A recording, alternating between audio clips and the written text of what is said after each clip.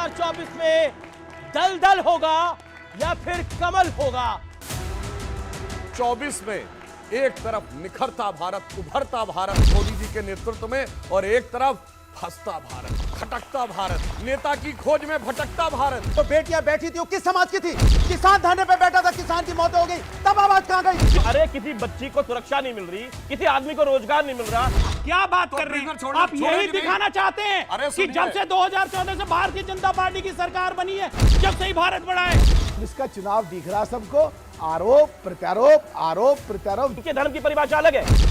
अरे चीन छीन देश का गुलाब ले गया, ताशकंद में वतन का लाल सो गया, और ये सुलह की शक्ल को संवारते रहे, जीतने के बाद बाजी हारते रहे। नमस्कार व्यूअर्स, मैं हूं अमीश देवगन और आप देख रहे हैं सीएनबीसी आवाज। और सीएनबीसी आवाज में आज दिन है बड़ी पब्लिक डिबेट का, तो टक्कर के पब्लिक डिबेट एडिशन में आपका स्वागत है। क्या 2024 में दलदल होगा या फिर कमल होगा? लेकिन इसी बीच एक और बड़ी घटना हुई है। पूर्व प्रधानमंत्री डॉक्टर मनमोहन सिंह, सोनिया गांधी, मल्लिकार्जुन खड़गे और अधीर रंजन चौधरी राम मंदिर की प्राण प्रतिष्ठा का न्योता उन्हें भेजा गया है। लेकिन यह न्योता अभी से कांग्रेस पर भारी नहीं, बहुत भारी पड़ने लगा है।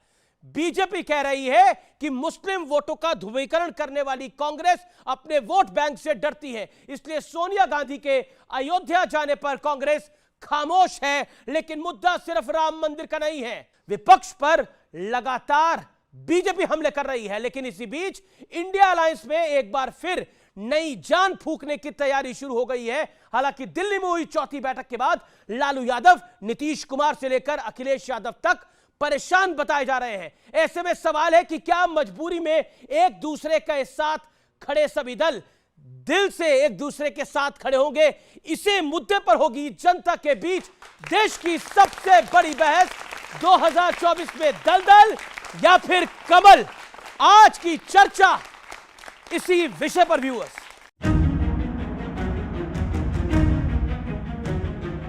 सियावर रामचंद्र की, सियावर रामचंद्र की।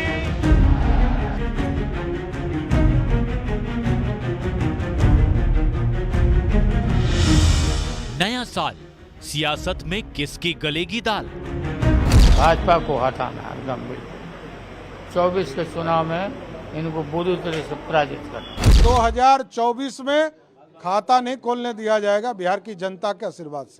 जो जनता आपको सत्ता में बिठाई है वो जानती है कि आपको सत्ता से कैसा बाहर निकालना, नीचे गिराना। 2024 की चुनावी जीत को लेकर सबका जोश आई है, तो दूसरी ओर राम मंदिर को लेकर सियासत रोज करवट बदल रही है। कांग्रेस नेता उदित राज राम मंदिर को मनुवाद की वापसी बता रहे हैं, तो आरजेडी पोस्टर के सहारे राम मंदिर को गुलामी की मानसिकता बता रही है। हम लोगों का ये काम है, हिंदुओं के जो देवी देवता हैं उनके बारे में आप शब्दों का प्रयोग करो, देश की जनता सबक सिखाने का काम करे। देश भर में राम भक्त घर घर जाके श्री राम जन्मभूमि में निर्मित भव्य मंदिर का दर्शन के लिए निमंत्रण आज से शुरू किया जा रहा है। जब केंद्र पे इंडिया महागठबंधन का ध्वजा लहराएगा, उसी दिन राम घर आएंगे। कर्नाटक के मंत्री दशरथैया सुधाकर ने राम मंदिर के कार्यक्रम की तुलना पुलवामा हमले से कर दी। उन्होंने कहा कि लोकसभा चुनाव में वोटर्स को प्रभावित करने के लिए राम मंदिर का निर्माण किया गया है। ಹಿಂದೆಲ್ಲ ಗೊತ್ತಲ್ಲ ಪುಲ್ವಾಮಾ ತೋರಿಸಿದ್ರು, ಈಗ ರಾಮನ್ ಫೋಟೋ ತೋರಿಸ್ತಿದ್ದಾರೆ। लोकसभा चुनाव के लिए कांग्रेस भी कमर कस रही है।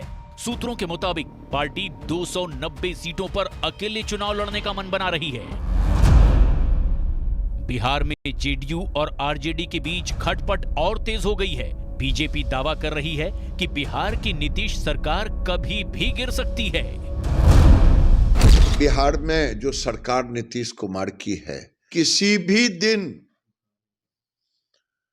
उनकी सरकार गिर सकती है। लेकिन लाख टके का सवाल यह है कि नए साल में गठबंधन क्या कुछ कमाल दिखा पाएगा।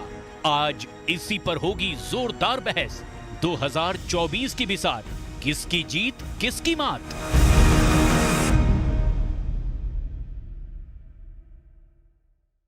तो स्वागत है आपका आज के एडिशन में। जोरदार तालियां जनता जनार्दन के लिए आपका अभिनंदन है। लेकिन सबसे पहले आज की चर्चा के 4 बड़े मुद्दे, यानी आज की बहस के 4 बड़े मुद्दे: सांसदों का निलंबन, सड़क पर प्रदर्शन, क्या 2024 तक ये लड़ाई खींचेगी, अब की बार गठबंधन की गलेगी दाल, दूसरा बड़ा मुद्दा उपराष्ट्रपति का अपमान, सियासी घमासान, क्या 2024 में यह अपमान महंगा पड़ने वाला है समूचे विपक्ष को, और राम मंदिर का न्योता किसे सियासी मौका, क्योंकि कई पॉलिटिकल पंडित कह रहे हैं कि इनवाइट भेजकर फंसा दिया है पूरी की पूरी कांग्रेस को वीएचपी ने। तो आज इन्हीं विषय पर होगी बड़ी चर्चा। और कौन कौन मेहमान है मेरे साथ स्टूडियोज में, परिचय करा देता हूं। डॉक्टर सुधांशु त्रिवेदी, बीजेपी के लोकप्रिय प्रवक्ता, मेंबर ऑफ पार्लियामेंट, राज्यसभा के सांसद, उनका अभिनंदन है। मेरे साथ मलूक नागर है, सांसद बहुजन समाज पार्टी के, जोरदार तालियों से उनका अभिनंदन है। ओवरकोट में आए आज। मेरे साथ डॉक्टर अनुराग भदौरिया हैं, उनका अभिनंदन है, प्रवक्ता है समाजवादी पार्टी के, अक्सर जल्दबाजी में रहते हैं ये। मेरे साथ राजेश गुप्ता हैं, प्रवक्ता, आम आदमी पार्टी के, विधायक भी हैं आम आदमी पार्टी के, तो जोरदार तालियों के साथ उनका अभिनंदन है। दुष्यंत नागर जी हमारे साथ हैं, जाने माने राजनीतिक विश्लेषक, अपने मधुर कटु शब्दों के लिए जाने जाते हैं, जोरदार तालियां इनके लिए। तो आप तमाम लोगों का अभिनंदन है न्यूज़ 18 के इस महामंच पर। 2024 में दलदल या फिर कमल, तो सुधांशु जी शुरुआत इसी से करते हैं। कमल तो दलदल में ही होता है, लेकिन एक तरफ दल दल है और दूसरी तरफ कमल है, बताइए।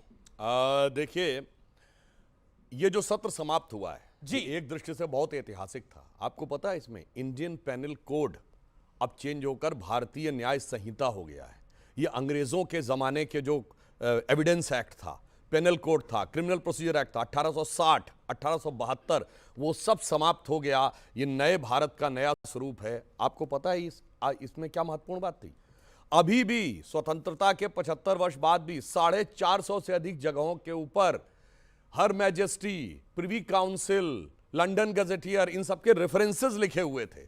और आप सोचिए कि जिन कानूनों के तहत महात्मा गांधी को, लोकमान्य तिलक को, वीर सावरकर को जेल में डाला गया था, वो राजद्रोह के कानून एज इट इज वो धाराओं के तहत कोट किए जाते थे। ये भारत के लिए कितना बड़ा अपमान था। आज एक नया भारत नए स्वरूप में मोदी जी के नेतृत्व में आ रहा है, तो उस तरीके से ये पुरानी बात। नए भारत में विपक्ष के लिए जगह नहीं है क्या? नहीं, मैं उसी पे आ रहा हूं। 100 से ज्यादा सांसद निलंबित बीती लोकसभा के अंदर, राज्यसभा के अंदर, मैं उसी बिंदु पे आ रहा हूं। बीते सेशन में बताइए, या मौका था विपक्ष के पास इस ऐतिहासिक मौके का साक्षी बनने का, मगर कहा गया है सकल पदार्थ हैं जगमाही, कर्महीन नर पावत नहीं।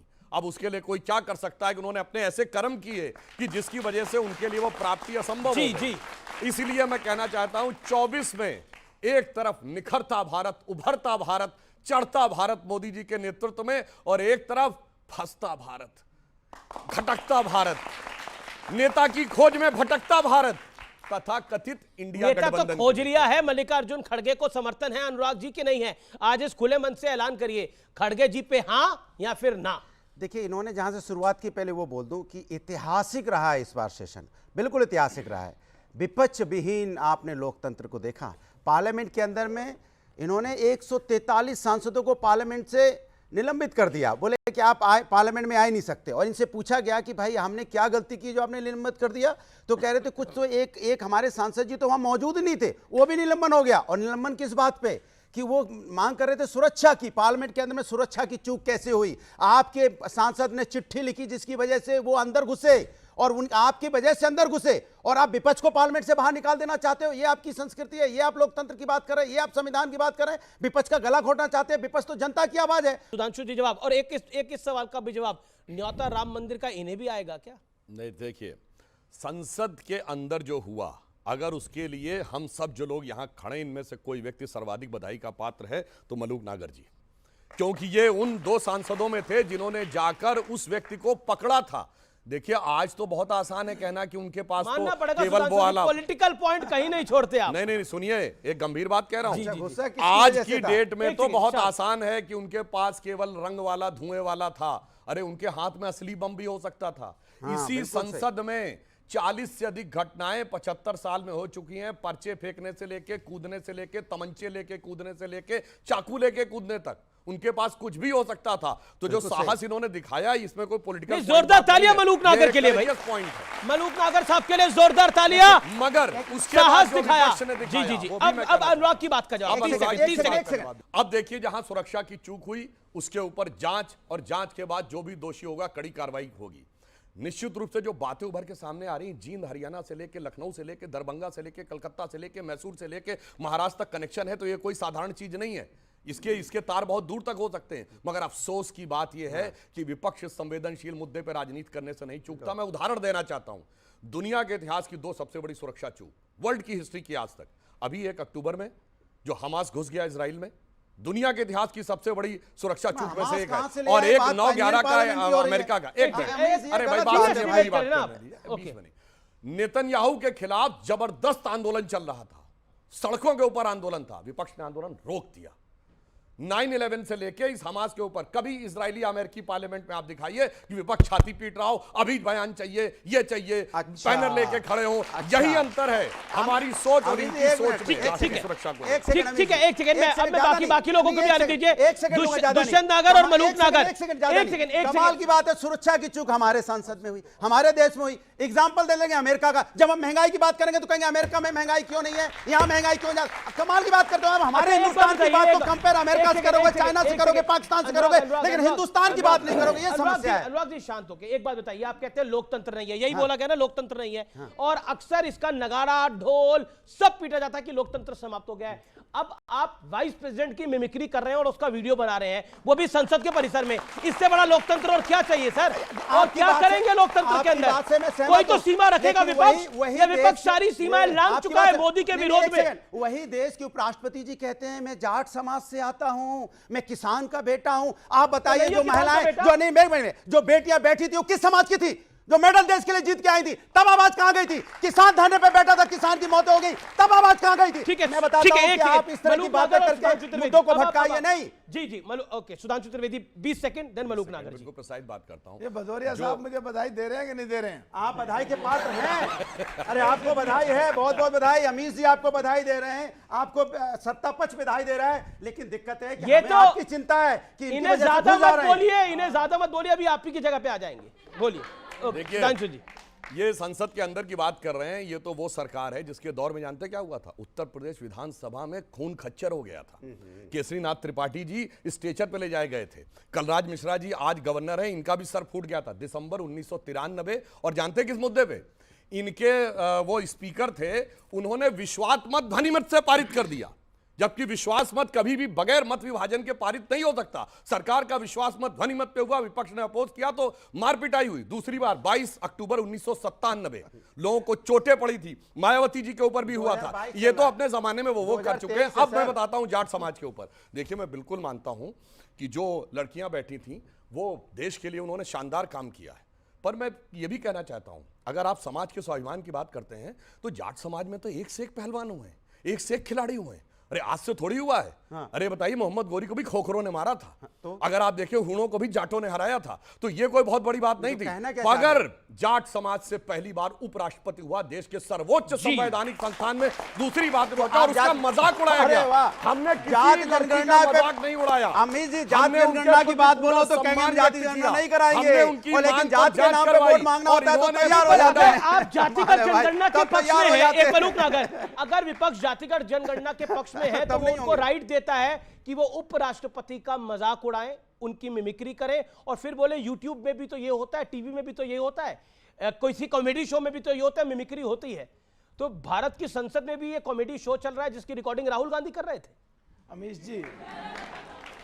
जी 17वीं लोकसभा का सबसे ज्यादा इशू रेज करने वाला एमपी आपके बीच में है, रैंकिंग 1। तो टाइम देना प्लीज जी। देखिए, पूरी बात को इस तरह ले सकते हैं, जब वो अंदर घुसे और भागे, जिधर माननीय प्रधानमंत्री, माननीय गृह मंत्री और माननीय स्पीकर बैठते हैं, तो उस समय ये लगा कि बहुत नजदीक है जो एमपी बाहर भाग रहे हैं, ये पीछे से उन्हें ठोकेंगे, हम भी भागेंगे तो हमें भी ठोकेंगे। तो डर था, और उस डर की वजह से ये कि इन्हें वेपन ना निकालने दें, पकड़ें। तो जैसे ही नजदीक गए, जूता निकाला तो एक बार को डर कम हुआ कि इन पे वेपन नहीं है, जूता फेंकेगा। तो जैसे ही जूते में से उसने खोला सो कॉल्ड कलर बॉम्ब या गैस बॉम्ब, और उसमें जो गैस निकली है, बिल्कुल मौत एकदम सामने दिखी। लगा अंधे होने वाले हैं, लगा फेफड़े बंद हो जाएंगे, लगा फेफड़े बंद हो जाएंगे और आज घर मिलेंगे नहीं मिलेंगे, मरने से पहले इन्हें मार लें, फिर खुल के बहुत खुल के नील पड़े हाथ में खूब ठुकाई करें। एक बात। दूसरा, बेनीवाल जी ने इस इशू को लेके अगर संसद में अंदर टकराव था तो सोच की बात यह है, हम लॉ मेकर हैं, कानून बनाने वाले हैं, हमारे लिए भी गाइडलाइंस हैं, उनका अगर वायलेशन करेंगे और जो चीजें तय नहीं हैं उनको करेंगे, उस गंभीर मुद्दे पे अगर आके सस्पेंशन होता है और उस सस्पेंशन में अब बाहर आके संसद के गेट पे बैठ करके जो मिमिक्री करेंगे, तो मेरे हिसाब से ये ठीक नहीं है देश के लिए या देश की सभी जातियों के लिए, पिछड़ों के लिए, जाट समाज के लिए या उनके साथ जो गुजर और सब जातियां आती हैं, किसी के लिए भी। अभी बात आती है, लेकिन क्या ये विपक्ष को भारी पड़ेगा ये जो हुआ करा है? सब कह रहा हूं मैं। अब इसी चीज को लेकर के अगर आज सड़क संसद पे घूम रहे हैं, तो मैं ये कहना चाह रहा हूं, 2001 में यही सरकार थी एनडीए की, हमला हुआ तो जो हाई पावर कमेटी बनी थी उसकी जो रिपोर्ट थी वो कंप्लायंस हुई कि नहीं हुई, दोनों एनडीए की भी यूपीए की भी दोनों रही है। तो बजाय उसमें उसकी रेस्पॉन्सिबिलिटी फिक्स हो, 2024 का चुनाव दिख रहा सबको, आरोप प्रत्यारोप जस्टिफाई करने पे लगे हैं। मेरे सवाल का जवाब साथी को कहना चाह रहा हूं, मेरे साथी को कहना चाह रहा हूं, भदौरिया साहब को, अरे देश में भाजपा और कांग्रेस के बाद सबसे बड़ी पार्टी जिसे इतनी वोट मिली और फिर 13.5% हमारे हैं, पहला देश बदल चुका है, नया परिवेश है, नए बच्चे हैं, नई सोच है, नई आजादी है, नया समाचार है, सोशल मीडिया है। बगैर मतलब के विरोध करोगे तो लोग बर्दाश्त नहीं करेंगे। सही बात को सपोर्ट करो, गलत बात को सपोर्ट, सही बात, गलत बात का विरोध करो। बिल्कुल सही बात है। और संसद में सपोर्ट कर रहे हैं, और संसद में बिल्कुल सही। और संसद में जहां सीटें, संसद में जहां सीटें, इनके रोजगार की बात है, ये संसद में जाने की तैयारी कर रहे हैं। जहां सीटें, अखिलेश जी इनको भेजें, सुधांशु जी, जहां संसद में सीटें खाली पड़ी रहती हैं और अम्मा टकरते हैं, जूझते हैं, भिड़ते हैं, लड़ते हैं, तुम सांसद बनाए हो सड़क पर प्रदर्शन बनने के लिए, दम है पर तो संसद में काम करो। राहुल गांधी जी कह रहे हैं कि ये लड़के जो थे वो बेरोजगार थे। सब देखिए, अगर मान लो आज ये खबर चल रही है और उसे जस्टिफाई कर रहे हो, चाहे वो सो कॉल्ड कोई भी लीडर हो, कोई भी रिपोर्टर हो, राहुल गांधी है, कोई वीडियोग्राफी कर रहे थे, राहुल गांधी हो या कोई भी लीडर हो या कोई भी रिपोर्टर देवगन साहब हो, अगर इसको जस्टिफाई करते हैं तो ये बिल्कुल गलत बात है। विदेश में बैठी ताकतें जो देश को तोड़ना चाहती हैं, विदेश में बैठे आतंकवादी जो देश को कमजोर करना चाहते हैं, विदेश में बैठे लोग जो देश की तरक्की से खुश नहीं है, जो देश की तरक्की से खुश नहीं है, बस खत्म कर रहा हूं, तरक्की से खुश नहीं है, उनको हिम्मत बढ़ती है कि इस देश की संसद में भी घुसा जा सकता है, इसलिए किसी भी कीमत पर जस्टिफाई नहीं करा जा सकती है। ठीक है। राजेश गुप्ता जी का मैं रुख करता हूं, आम आदमी पार्टी के विधायक हैं। गुप्ता जी, आपके पास मैं आता हूं। बीजेपी के साथ आपका विरोध है, कांग्रेस के साथ भी आपकी लड़ाई थी, लेकिन अब आप निकट आ गए हैं कांग्रेस के, एक अलायंस करना चाहते हैं कांग्रेस के साथ। अब आपको कांग्रेस भ्रष्टाचारी भी नहीं दिखती, अब आपको शरद पवार भी भ्रष्टाचारी नहीं दिखते, जिनके लिए अरविंद जी अक्सर कहा करते थे, आपकी पार्टी अक्सर कहा करती थी। ये मजबूरी है और इसी मजबूरी की वजह से जो फूहड़पना हुआ भारतीय संसद के बाहर, जो मिमिक्री हुई, उसको भी आप खुल के उसका विरोध नहीं कर पा रहे। हो सकता है आप दिल से साथ ना हो, लेकिन बोल भी नहीं पा रहे, यानी दिल की अरमा जो है वो जुबा पर नहीं आ पा रहे। देखिए अमीश भाई, मुझे ऐसा लगता है कि मैं जब सामने मेरे जो टॉपिक आपने चलाया कमल या दलदल, माफ़ कीजिएगा आपका शो है, आप जो मर्जी नाम रख सकते हो, लेकिन नाम मुझे कुछ अच्छा नहीं लगा, क्योंकि दलदल कमल मतलब ये ठीक नहीं है। आपने बहुत अच्छी अच्छी फोटो लगाई है, मुझे बहुत खुशी हो रही है, आदरणीय प्रधानमंत्री जी उसमें मुस्कुरा रहे हैं, गृह मंत्री जी मुस्कुरा रहे हैं, लेकिन बाकी सबको भी मुस्कुराते हुए लगा दो, क्या दिक्कत है? उसमें कोई परेशानी थोड़ी है ना? देखिए अब मैं एक एक करके बता हमारी है नहीं है। अरविंद जी एक एक करके बता देता हूं मैं। अब मैं इसलिए देखिए बीजेपी 3 राज्यों में चुनाव जीती है, बीजेपी 3 राज्यों में चुनाव जीती है, तो मोदी जी और अमित शाह खुश हैं। अरविंद जी परेशान है ईडी के नोटिस के बाद। नीतीश जी को पता नहीं है कि आगे भविष्य में क्या होगा। अखिलेश जी कह रहे हैं कि इंडिया वालों के साथ मैं जाऊंगा नहीं जाऊंगा। और आगे सुनिए, आगे सुनिए, ममता जी कह रही हैं कि अब ये राहुल जी पता नहीं और आगे क्या कर दे। और राहुल जी कह रहे हैं मैं कुछ भी कर सकता हूं, सरप्राइज कर सकता हूं। आपने जो पॉइंट पूछा कि जो बाहर आके संसद के बाहर हुआ, पहली बात तो बार बार इस बात पे ध्यान देने की बात है कि संसद के अंदर नहीं हुआ। जो मिमिक्री हुई जो हुई वो संसद के अंदर नहीं थी, बाहर थी। इन दोनों बातों में बहुत अंतर है। और बाहर क्या होता है वो एक अलग आचरण है, अलग आचरण होता है। दो सम्मानीय हमारे साथ में सांसद है, मैं विधायक हूं, मैं आपको अच्छी तरह बता सकता हूं। तो इसमें थोड़ा डिफरेंस है। जैसे कि यहां आप क्या करते हैं वो एक अलग बात है, और इस बिल्डिंग के बाहर क्या करते हैं वो एक अलग बात है। खैर, सबसे पहली बात यह। दूसरी बात यह है कि जो देश के इतने अच्छे अच्छे जो मेडल लेके आने वाले हैं वो कहते हैं हम आज के बाद में खेलेंगे नहीं। अपने जूते उठा के उन्होंने टेबल पर रख दिए, उस पर कोई बहस नहीं। उसी समुदाय से वो लड़कियां आती हैं। मेरा तो सुधांशु जी से सवाल है कि अगर हमारे महामहिम जी उपराष्ट्रपति जी ये कहते हैं वो एक संवैधानिक पद है, आप कहते हैं, मैं भी मानता हूं, मैं भी जानता हूं, लेकिन अगर वो एक संवैधानिक पद है तो क्या उनको कहना चाहिए मैं एक विशेष समुदाय से आता हूं?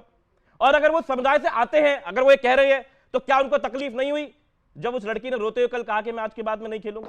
क्या ये तकलीफ नहीं हुई जब वो लड़की बार बार कह रही थी, वो बच्चियां कह रही थी कि हमारे साथ में ब्रजभूषण सिंह जी गलत कर रहे हैं? तकलीफ नहीं हुई जब हरियाणा के खेल मंत्री के ऊपर आरोप लगे, कोच ने लगाया कि ये बदतमीजी कर रहे हैं? और माफ कीजिएगा, आपने कहा कि पहली बार उपराष्ट्रपति जी की वजह से सम्मान मिला है। इस देश में उप प्रधानमंत्री जी जाट रह चुके हैं, लेकिन सवाल इस बात चौधरी देवीलाल जी रह चुके हैं। सर, चौधरी चरण सिंह प्रधानमंत्री रह चुके हैं ना, रह चुके हैं ना। तो उसमें लोगों ने चुन के भेज दिया। आप तो माफ कीजिएगा, मैं कहना नहीं चाहता किस तरीके से रबर स्टैंप की तरह इस्तेमाल करते हैं, लेकिन लोगों ने चुन के भेजा हुआ। चौधरी चरण सिंह का इस्तेमाल किसने किया था? लोगों ने चुन के भेजा हुआ। और आप बार बार नाम बदलने के जितने एक्सपर्ट हैं, जिस तरीके से नाम बदलने के एक्सपर्ट हैं, रबर स्टैंप की तरह इस्तेमाल कर रहे हैं वाइस प्रेसिडेंट को। काका हाथरसी की कविता याद आती है कि नाम तो है गंगा जमुना और कुएं पे भरने जाए पानी। तो इंडियन पैनल कोड का नाम बदल दो, इसका बदल दो। अरे किसी बच्ची को सुरक्षा नहीं मिल रही, किसी आदमी को रोजगार नहीं मिल रहा, गरीब को रोटी नहीं मिल रही। JNK में 3 कल हमारे आर्मी के जवान मारे गए। आपके मतलब मेरे प्रधानमंत्री, आपने क्या मेरे भी हैं, उनका कहना था कि अब नोटबंदी हो गई, अब सारा भ्रष्टाचार खत्म, लोगों पे पैसे मिले जा रहे हैं। कहते हैं अब हमारे जवान नहीं मरेंगे, आतंकवाद खत्म। एमपी के पास, एक सुनिए, किसी के पास मिले, ये काम किसका? एक बार उसकी तरह प्रबंधन कर रहे हैं अमीश भाई। अगर ईडी और सीबीआई का जैसे दुरुपयोग हो रहा है, अगर ये लगाते और जिस कांग्रेस के सांसद के साथ मिला उसके साथ आप लोग गठबंधन कर रहे हैं। पार्लियामेंट में अटैक होता है तो इनके टाइम पे होता है, उसके बाद अरे कोई तो जवाब देगा, अटैक हो कैसे गया? मलूक नागर और दुष्यंत नागर, पुलवामा के अंदर 300 किलो आरडीएक्स कहां से आया? बाबा अंबेडकर साहब ने जो संविधान लिखा, उस संवैधानिक ढांचे में जो राष्ट्र के महामहिम उपराष्ट्रपति हैं, उन्हें नेशनल टेलीविजन पे रबड़ स्टाम्प कहने मुझे घोर आपत्ति है। इस बात पे इनको कोई और हमको कोई अधिकार नहीं है सार्वजनिक रूप से संवैधानिक पद पे बैठे हुए किसी के खिलाफ भी इस तरह की टिप्पणी करने का। ये आपने एक वाजिब बात बोली, रबर स्टैंप जैसे शब्द बोलना मुझे नहीं लगता वाजिब है। ओके दुष्यंत जी आपकी बात आ रहा हूं, आप मंद मुस्कुरा रहे हैं तब से। बताऊंगा सर, मैं मुस्कुराहट, अपने भाई अच्छा बोल रहे हैं, इधर से अपने भाई लोग अच्छा बोल रहे हैं। अच्छा, मैं और हमारे भारतीय जनता पार्टी के साथी क्या बोल रहे हैं? ब्रिटिश उपनिवेश काल की बात कर रहे हैं कि हमने ब्रिटिश उपनिवेश काल के कानून को खत्म कर दिया। अरे भाई, ब्रिटिशर्स के साथ तो आप थे, आप तो कांग्रेस के साथ नहीं थे जब कांग्रेस लड़ाई लड़ रही थी, आजादी के आंदोलन की लड़ाई लड़ रही थी। दूसरा, आप बात संसद की कर रहे हैं, संसद में अटैक करने वाले लोगों की बात कर रहे हैं। संसद में जो अटैक जिन लोगों ने किया वो उनको ले जाने वाले कौन थे? आप ही के पार्टी के सांसद थे। आपने, अरे भाई, उन्होंने पास इशू करवाया, आपने एक रामायण का दोहा सुनाया, रामायण की एक चौपाई सुनाई, मैं भी सुना देता हूं। उग्रई अंत न होय निबाहु, काल नेमि जीवी रावण राहु। तो इनकी सच्चाई, जिस तरह से रावण जानकी जी का अपहरण करने के लिए साधु बन के गया, जिस तरह से राहु ने देवता का रूप बना के अमृत को पीने का प्रयास किया, जिस तरह से काल नेवी ने संत का रूप बना के हनुमान जी के मार्ग को रोकने का प्रयास किया, लेकिन उनकी सच्चाई बाहर आ गई दुनिया के सामने। कल आपकी सच्चाई आ गई जब दुनिया को पता चला, भारत को पता चला कि 205 लाख करोड़ का कर्जा भारत पे हो चुका है। अच्छा, भारत की एक चला जाऊं मैं, चल देता हूं मैं तुरंत चल देता हूं। अगर आप मुझे रोकेंगे मैं चला जाऊं। मैं रोक नहीं, एक सेकंड नहीं भाई, नहीं एक नहीं, सेकंड अब बोलने मैंने आधा घंटा सुना है। 55 लाख था, अब 2 लाख 5, सोचो 205 लाख 205 लाख करोड़, कमाल की है। 205 लाख करोड़। उनको बोलने दीजिए। नहीं नहीं भी बोलने दीजिए भाई, 205 लाख करोड़ समाजवादी पार्टी है। बोलो, जोर से बोलो। मैं अपना टाइम देता हूं, आप बोलो। 205 लाख करोड़ कर्जा देश पे हो गया।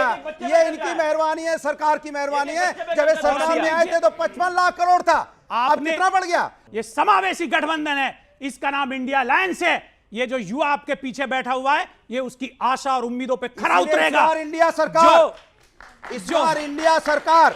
अच्छा ठीक है, एक सेकंड अच्छा ये बताइए, आपने बोला उन्होंने बोला इस बार इंडिया सरकार। अब बताइए, ये जो इंडिया की सरकार आएगी उसमें इसी तरह की मिमिक्री होगी, इसी तरह की वीडियोग्राफी होगी? राहुल जी जो इस तरह की वीडियोग्राफी कर रहे थे, करी मिमिक्री प्रधानमंत्री जी के।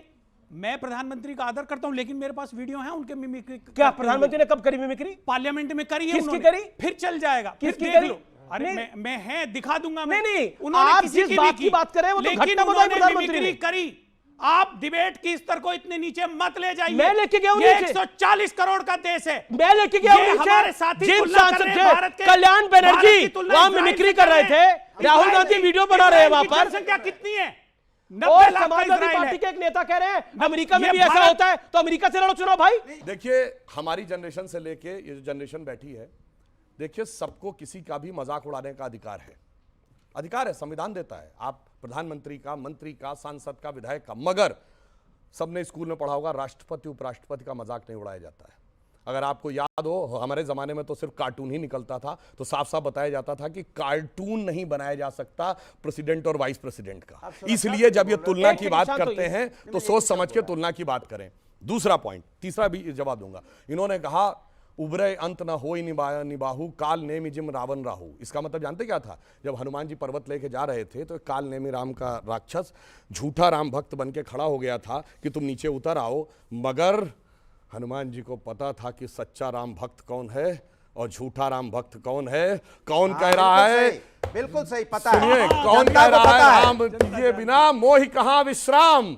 वो हमने करके दिखाया, और जो लोग ऐसे नाटक करके जाते थे वो बेचारे उबर गए, वो उबर के ऊपर नहीं पाए। अब दूसरी बात इजराइल हो रही है।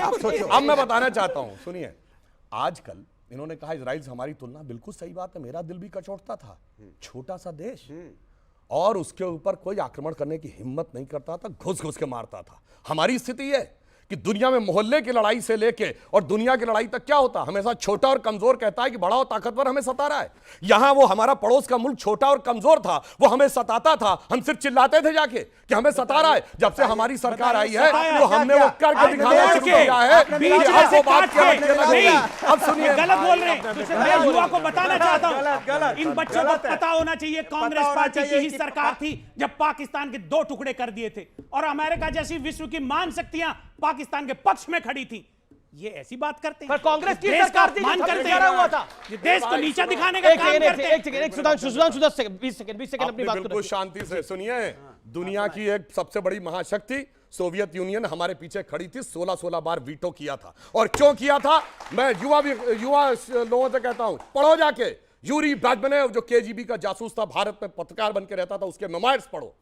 मित्रों के जारकाइव केजीबी पार्ट 2 पढ़ो, समझ में आ जाएगा कि असली खेल कौन खेल रहा था। ये तो मोरे थे। अन्यथा क्या कारण था कि 93,000 प्रिजनर वार के बाद तो बता दो खैर, अब तो आज की भाई बात साहब आप बताते हैं। तोड़ दीजिए। अरे भाई अब तो अब बता तोड़ रहे। दीजिए। अरे भाई सुनिए तो मैं क्या जवाब बात दे कर रहा रहे हो? डॉलर के आपने नाम तोड़ा, आपने रिटर्न पे आप कह रहे हैं कि अब तोड़ दीजिए, अरे थोड़ा पाकिस्तान सुनिए, को तोड़ थोड़ा दीजिए। है। जी जी, ये सुनिए, आपने वो वीडियो देखा है जो पाकिस्तान का सांसद पाकिस्तान के नेशनल असेंबली में बोल रहा था, वहां के विदेश मंत्री को कोट करते हुए कि शाह महमूद कुरैशी साहब बैठे थे, आर्मी चीफ आए और आर्मी चीफ के पांव कांप रहे थे। उन्होंने कहा कि खुदा का वास्ता है अभिनंदन को वापस कर दो, वरना शाम तक इंडिया अटैक कर देगा। ये तो 1971 में भी नहीं हुआ कि पाकिस्तान के आर्मी चीफ के पांव कांपे हो और हमारे साथ कोई नहीं खड़ा हुआ था। जनाब, आपके साथ तो एक ठीक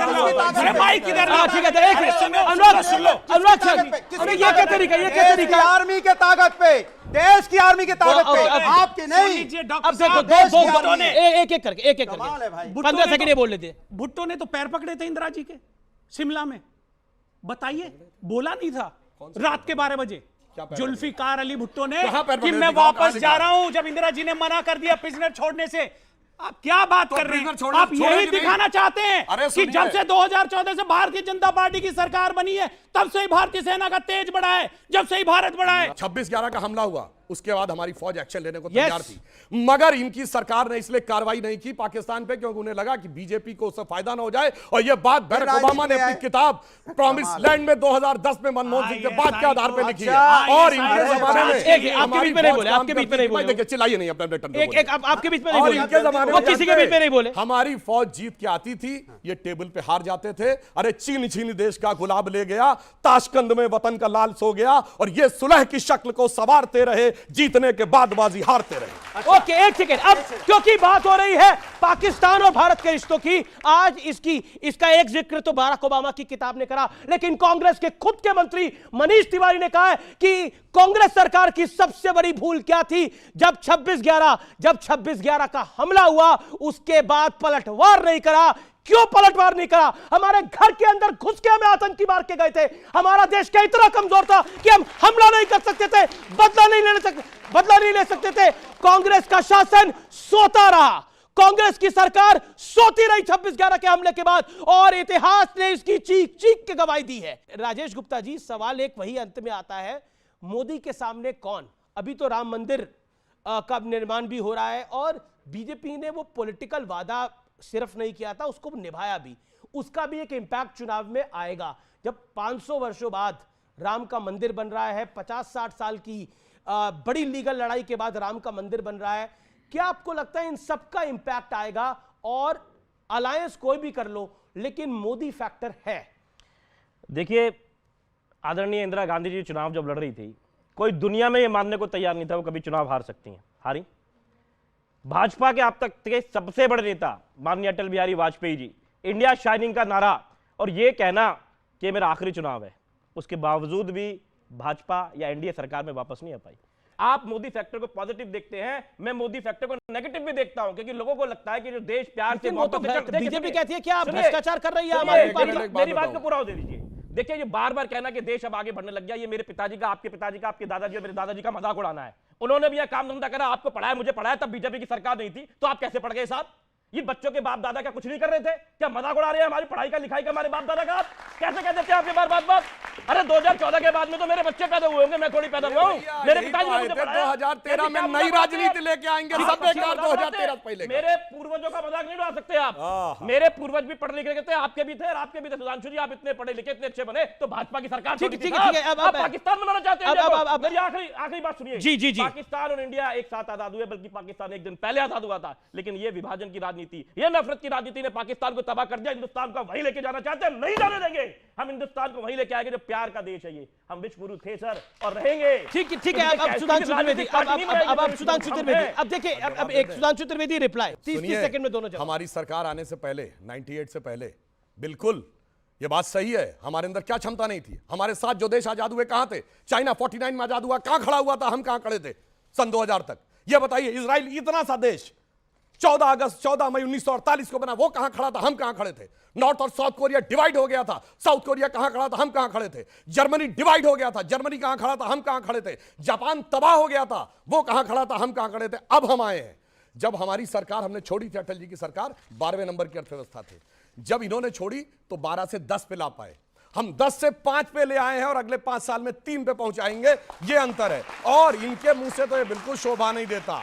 यही कहते थे 2013 में जब आए, हम नई राजनीति लाएंगे, पिछले वालों ने सब कुछ गड़बड़ किया है जी, ये सब मिले हुए हैं जी, ये आपस में एक दूसरे पर कार्रवाई नहीं करेंगे जी, और हम तो वो हैं, हमें चाहिए जन लोकपाल, टोपी ओपी हो गई गायब। वो कहते थे कि जैसे ही आरोप लगे वैसे ही इस्तीफा देना चाहिए, अब कह रहे एजेंसी का दुरुपयोग हो रहा है। तो सबसे पहले तो इन्होंने ही कहना शुरू किया था सारी संसद चोर है, राजनीति में नहीं आएंगे, कांग्रेस का साथ नहीं लेंगे, गाड़ी नहीं लेंगे, बंगला नहीं लेंगे, सिक्योरिटी नहीं लेंगे। तो भैया मजाक तो आपने अपना उड़वा लिया है कि सब कुछ कहा भी हो, ले भी लिया है। लेकिन अब मैं उस विषय पे आता हूं। अब आम आदमी पार्टी, एक सेकंड, आम आदमी पार्टी कह रही है कि आप केजरीवाल को, अरविंद केजरीवाल को अंदर डालना चाहते हैं, वो विपासना करने गए, हमारी क्षमता थी वो बता रहे हैं। कांग्रेस का दिल्ली में केजरीवाल आधिकारिक साहब ने बयान कहीं है कि सिग्नेचर शराब नहीं में किया। घोटाला किया है, केजरीवाल पे कार्रवाई होनी चाहिए। और केजरीवाल जी का आधिकारिक बयान है छत्तीसगढ़ में कि भूपेश बघेल ने भयंकर भ्रष्टाचार किया, उन पे कार्रवाई होनी चाहिए। तो भैया आप कांग्रेस के पक्ष में बोल रहे हैं दिल्ली में या अगेंस्ट में बोल रहे हैं, पहले ये स्पष्ट कर दीजिए। अरे हम न्याय के क्योंकि पक्ष यही में बोल समस्या रहे हैं है। भाई। गुफाओं में ये भी विपक्षी कैमरे लगे करने हुए जा रहे हैं। हैं। जिस गुफाओं में कोई नहीं जाता वो कैमरे लग जाते हैं।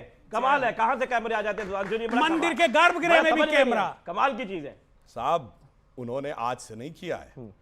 जब 18-19 साल के थे तब देश का व्रत का संकल्प लेके समाज छोड़ के कैमरे परिवार लेके छोड़ क्यों के चले जाते आए थे। हैं? केजरीवाल अरे ने नहीं, मैं योगा करता हूं रोज। मैं योगा करता हूं रोज, कैमरा देख के थोड़ी करता हूं। अरे ठीक है, ठीक, केजरीवाल अच्छी की बात है, झुग्गी करें। झोपड़ियों में रहे। अच्छा, नौकरी कब रहे? छोड़कर झुग्गी कब झोपड़ियों रहे? में केजरीवाल ए, साहब कब रहे। रहे झुग्गी झोपड़ी आप में? उनकी जीवनी पढ़िए। ए उनके भैया, विषय ये में केजरीवाल के जानकारी पक्ष में लीजिए। बोल रहे हैं चलता और है। केजरीवाल कह रहे हैं कि इन्होंने झुग्गी झोपड़ियों भ्रष्टाचार में किया रहे। है। जी, मैं आपको अब एक करके फिर मैं मनोज नागर से अरविंद केजरीवाल पे पूछूंगा। शीला दीक्षित बेईमान थी, उफ क्या क्या ना करवा दे। और देखिए उसके बाद भूपेश बघेल बेईमान थे, उफ। देखिए कांग्रेस की सरकार पंजाब में बेईमान थी, उफ। और जो केजरीवाल जी का बयान है, अरे भाई सोनिया जी, राहुल जी, शरद पवार जी, उनके बारे में कि ऐसा आदमी बाहर कैसे घूम रहा है, इसको जेल में होना चाहिए वगैरह वगैरह। तो मतलब मुझे तो इनकी बात नहीं, देखकर आप वो तो याद बस आता ये है सुनाते रहिए, कि रटी सुबह रटाई से चीजें। शाम तक अपनी नजरों से उतर जाते हैं, नहीं, इस नहीं, कदर नहीं। समझौतों पे जीते हैं कि समझौता जमीर ही मर जाते हैं। देखिए जी जी, अब देखिए, मनोज आप नागर, लो, मेरा जवाब दो भाई। जब से देश आज़ाद हुआ है, सरकार जिसकी भी रही है, इस तरह की कार्रवाई होती रही है। मैं तो एक ही बात कहूँगा, जिसके खिलाफ कार्रवाई होती है, देश की कोई सी भी एजेंसी हो, जो कंसर्न और इफेक्टिव पार्टी होता है, उसकी जिम्मेदारी बैठती है कि वो सबके सामने आकर अपने दस्तावेज पेश करे और अपने आप को सिद्ध करे कि वो निर्दोष है। इंडिया गठबंधन आपको कैसा दिख रहा है 2024 के लिए? पंजाब में कांग्रेस की और आप पार्टी की लड़ाई, इसमें हरियाणा में आपकी लड़ाई और कांग्रेस की लड़ाई, दिल्ली में आपकी लड़ाई, कांग्रेस की लड़ाई, छत्तीसगढ़ में आपकी लड़ाई, कांग्रेस की लड़ाई, मध्य प्रदेश में सपा की लड़ाई और कांग्रेस की लड़ाई, राजस्थान में आरएलडी की लड़ाई और कांग्रेस की लड़ाई, और साउथ में जिन्होंने सनातन के खिलाफ बोला, पूरे देश के लोग 75-80% मजबूरी में कांग्रेस की उनसे लड़ाई होनी है, कांग्रेस अलग करेगी। मुझे तो लगता है 31 तारीख तक, जब केजरीवाल जी ने और ममता जी ने जो अल्टीमेटम दिया है, ये सीटों के बंटवारे पर ही लड़ेंगे। मुश्किल लगता है ये गठबंधन आगे चल पाए, ये आगे चल पाएगा। ओके, इंडिया गठबंधन का भविष्य खराब नजर आ रहा है। देखिए ये एक पॉइंट आया, एक बड़ा लॉजिकल पॉइंट है। मुझे याद आता है कि मैं कहना नहीं चाहता, लेकिन हमारी बहन जी ने एक बार कहा था, तिलक तराजू और तलवार मारो इनके जूते चार। आपको याद होगा, आप उसी पार्टी से। लेकिन ठीक है, मैं ठीक कर दूं भाई साहब, प्लीज। सफेद झूठ है। एक मिनट, उसके बाद में बिल्कुल मैं कह रहा हूं, लेकिन जब मौका आया तो ये भी कह दिया कि हाथी नहीं गणेश है, ब्रह्मा विष्णु महेश है। तो मलूक भाई से मेरी रिक्वेस्ट है, आप मेरे बड़े भाई हैं, कल को कहां पैतरा बदल जाए, आपको इधर भी आना पड़ सकता है, तो एक तरफा ना दिखिए। राजेश जी, लेकिन पॉइंट तो वैलिड है ना। पंजाब में आपकी और कांग्रेस की क्या बन पाएगी? क्या आप लोग सीट देंगे जिस पार्टी को आपने भ्रष्टाचारी कहा, जिसको सरकार से हराया, गिराया, जिसकी सरकार को एक तरह से, मतलब पब्लिक के वोट के थ्रू, उसके साथ गठबंधन करेंगे तो आप पंजाब में बचेंगे कैसे? दिल्ली में आपने शीला दीक्षित को भ्रष्टाचारी का, कांग्रेस के शासन को भ्रष्टाचारी का, तभी तो आप सत्ता में आए। देखिए रमेश भाई, जब देश के ऊपर संकट आता है, और ये आदिकाल से होता आ रहा है, जब संकट क्या है देश में? जब देश अरे संविधान का संकट बदल जाते है, हैं। जो हालात आप देख रहे हैं संविधान के साथ में जो हो रहा है, जिस तरीके से 150 मतलब ईडी का नोटिस अरविंद केजरीवाल को देश के लिए संकट है। मैं पूरी बात कर रहा हूं। जी। 150 सांसदों को बाहर कर दिया जाता है। ईडी की आपने बात करी सर, 12,500 केस कर रखे, 46 में कन्विक्शन नहीं दे पाए, 1% की कन्विक्शन रेशियो उनकी आ रही है। आप उस ईडी की बात कर रहे हैं, तो चले जाइए ना, प्रेजेंट हो जाइए। चलो हो जाएंगे। अभी 10 दिन को उनको मालूम था वो जाने वाले, उन्होंने सिर्फ न्यूज बनानी थी, इसलिए सीएम साहब को जानबूझ के 21 तारीख को बुलाया। मेरा ये कहना है कि आदिकाल से होता चला आ रहा है, जब चाहे महाभारत हो, उस वक्त भी ये हुआ कि जो धर्म के साथ लोग एक तरफ हो जाए, अधर्म के हो जाए। इनके धर्म की परिभाषा अलग है, ये लोगों को बांटने को, मारने को धर्म कहते हैं, लेकिन हम लोगों को साथ लेके चलने को धर्म और अधर्म की लड़ाई है। बिल्कुल, जो लोग ये बड़ी बात है, चाहते हैं ये धर्म और अधर्म की लड़ाई है। रुकेंगे एक छोटे से ब्रेक के लिए, लेकिन ब्रेक के उस पार ऑडियंस के होंगे कुछ और सवाल। आप देखते रहिए व्यूअर्स, CNBC आवाज। अधीर रंजन चौधरी जी, नेता प्रतिपक्ष लोकसभा ने जो खड़े कांग्रेस होकर के कहा, कांग्रेस के नेता प्रतिपक्ष है, छोटे नेता नहीं है। उन्होंने कहा कि बीजेपी समझती थी राहुल गांधी पप्पू है, राहुल गांधी पप्पू नहीं है। तो अमित शाह जी ने खड़े होकर तुरंत कहा, किसी माननीय सांसद के लिए सदन के पटल के ऊपर हम ऐसे शब्द को स्वीकार नहीं करते। मैं सभापति से नोट करता हूं, उसे एक्सपंज कर दिया जाए।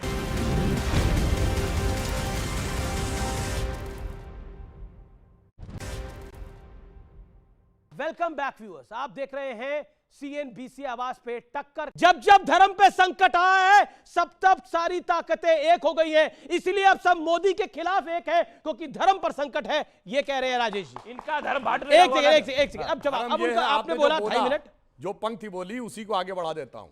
जब जब होए धर्म की हानि, बाढ़ें अधम असुर अभिमानी, तब तब हरि धरि विविध शरीरा, हरहि कृपा निधि सज्जन पीरा। और आप देखिए काशी विश्वनाथ का कॉरिडोर देखिए, राम मंदिर देखिए, केदारनाथ देखिए, हरि प्रकट हो रहे हैं भाई। राणे को देखिए, लगते हैं बीच में क्या करें, क्या करें मजबूरी सर? है। ब्रजभूषण सिंह को देखिए, लोगों के साथ भी नहीं हो पा रहे। अब ठीक है, सुनिए, जवाब। पलटना किसे कहते हैं, ये कम से कम इनको बोलने से बदलना बचना चाहिए। ये तो सुप्रीम कोर्ट से सर्टिफाइड पलटू हैं। इन्होंने जिस पे आरोप लगाया, गडकरी जी पे, जेटली जी पे, कपिल सिब्बल पे, मनीष तिवारी पे, कोर्ट में जाके माफी मांग ली। मानहानि के मुकदमे में नहीं जी हम तो गलत थे, पलट गए। मैं दर्शकों से कहता हूं, देखिए 27 अक्टूबर 2013 अरविंद केजरीवाल का ट्वीट, डेट के साथ बोल रहा हूं। शीला दीक्षित जी के कमरे में मैंने सुना है बंगले में 15 एसी लगे हैं, मैंने सुना है बाथरूम में भी एसी लगे हैं। मेरा कलेजा कांप जाता है ये सोचकर कि दिल्ली की 40% जनता जब झुग्गी झोपड़ी में रहती है तो कैसे कोई व्यक्ति ऐसे मकान में रह सकता है। अब 1-1 करोड़ के तो पर्दे लगे हैं, अब तो 15-15 लाख के टॉयलेट लगे हैं, 40-40।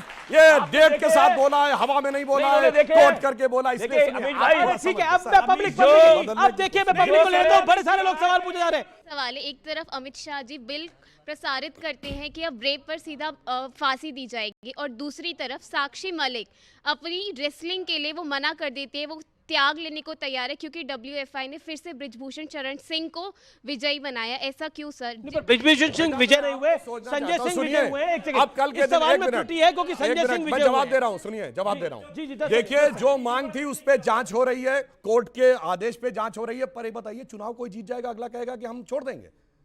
भाई चुनाव ही तो तय करता है ना कि कौन बनेगा। अब मेरे मन का चुनाव नहीं हुआ है, ये उन बच्चों को किसने भड़काया ये देखने की बात। ठीक है, अच्छा ठीक है, सवाल मैं आपको मैं ले रहा हूं, मैं पीछे भी लूंगा, आऊंगा। सर इंडिया अलायंस की बात हो रही है। आप कुछ दिन पहले हमारे पत्रकार बंधुओं से भिड़े, फिर उसके बाद प्रधानमंत्री को पनौती का, राजस्थान हार गए, मध्य प्रदेश हार गए, छत्तीसगढ़ हार गए। अब जो ये अब उपराष्ट्रपति का मजाक उड़ा रहे हो, तो क्या 24 हारने की तैयार में?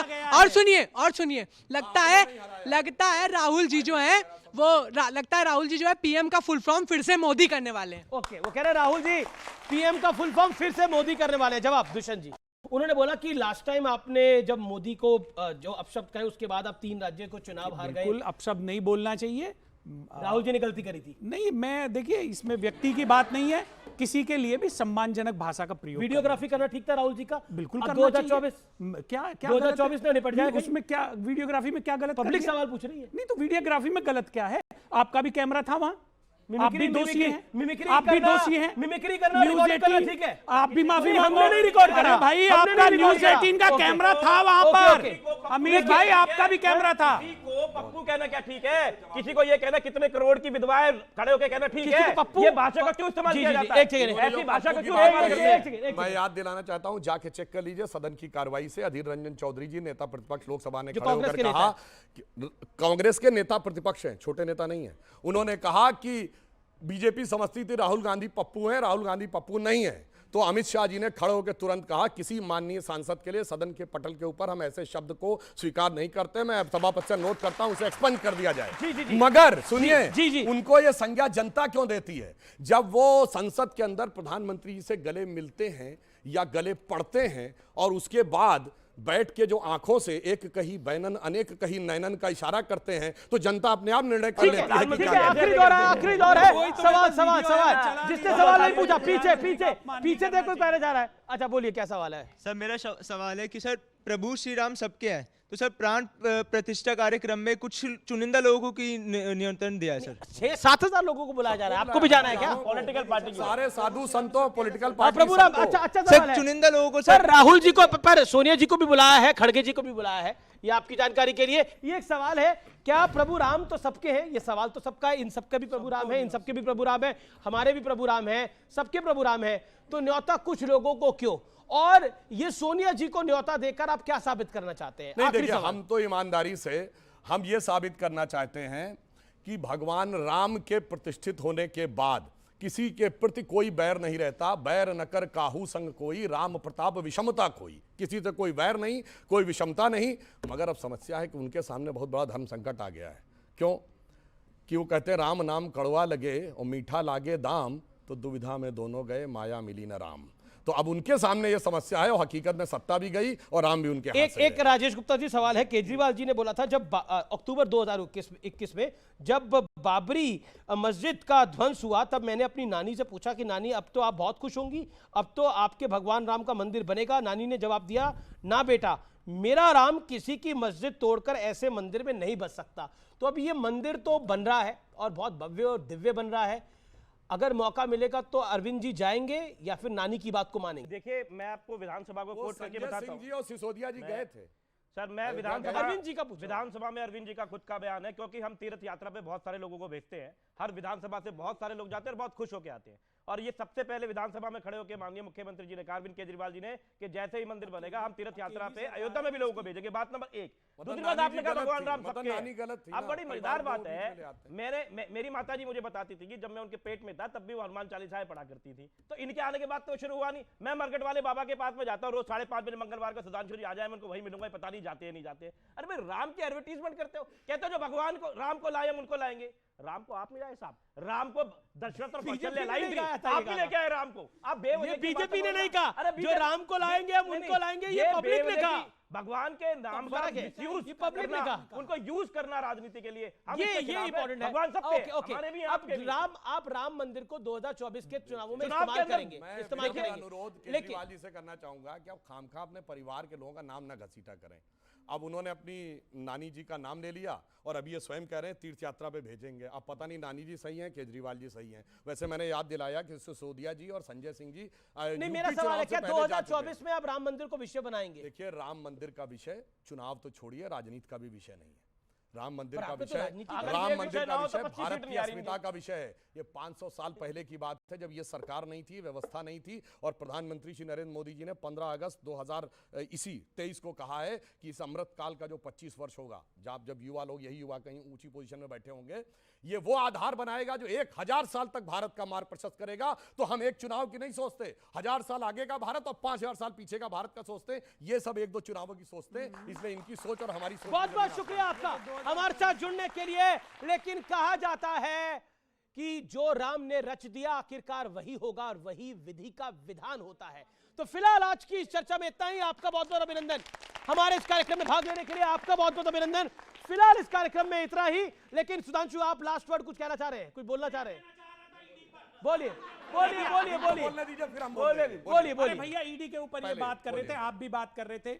नारायण राणे जी, अजीत पवार साहब, जिनके ऊपर बड़े बड़े आरोप लगाए जी, टॉप लीडरशिप के द्वारा लगाए गए, उनके ऊपर ईडी की जांच हुई, ठीक है। और छगन भुजबल जी, आज वो सब वापस हो गए। बस समय मैं इसलिए अरविंद केजरीवाल के आप अरविंद जी के साथ खड़े हैं। ओके ओके, देखिए, मेरा ये कहना है कि उस वक्त भी रावण ऐसे ही कहता था, मैं बहुत अहंकारी हूं। राम जी ने बंदरों की सेना के साथ में उसका नाश कर दिया। तो ये जो गठबंधन आप देख रहे हैं ना, बंदरों की सेना ही समझ लेना, घमंड का अंत निश्चित होगा। कमल का अंत निश्चित होगा। ओके ओके, 2024 में कमल का अंत निश्चित होगा। जवाब देखिए, आज मुझे देख के बड़ी प्रसन्नता हुई, क्योंकि याद है मैं कई बार पहले बोल चुका हूं, जब ढांचा गिरा था और उसके बाद चुनाव हुआ था 1993 में, हम यूपी में हार गए थे। वैसे सबसे बड़ी पार्टी हम ही थे, मगर सपा बसपा कांग्रेस आई, सारे मौसेरे भाइयों ने मिलकर सरकार बना ली थी। तो एक नारा लगा था कि मिले मुलायम काशीराम, हवा में उड़ गए जय श्री राम। तो हमारी एक नेत्री ने कहा था, ये इसलिए लग रहा है कि एकता और शक्ति समाज ने कम दिखाई है। जिस दिन वास्तविक एकता शक्ति दिखाएगा, उस दिन नारा हो जाएगा क्या मुलायम क्या काशीराम, सारे बोलेंगे जय श्री राम। और देखिए, बोलने लगे। बहुत बहुत शुक्रिया, बहुत बहुत शुक्रिया इस चर्चा में आने के लिए। आपका जनता जनार्दन बहुत बहुत धन्यवाद, बहुत बहुत शुक्रिया इस कार्यक्रम में आने के लिए। आपका बहुत बहुत अभिनंदन। फिलहाल आज के एडिशन को यही समाप्त करते हैं। लेकिन विधि का विधान वही होता है जो श्री राम यानी प्रभु राम रच देते हैं, और प्रभु राम की रचना से कोई अचूक नहीं है। तो 2024 में वही होगा जो राम रच देंगे। मेरे शब्दों को याद रखिएगा, 2024 के चुनाव में वही होगा जो राम रचेंगे। फिलहाल आज के इस कार्यक्रम में इतना ही। उम्मीद है आज का कार्यक्रम आपको पसंद आया होगा। शुभ रात्रि, नमस्कार।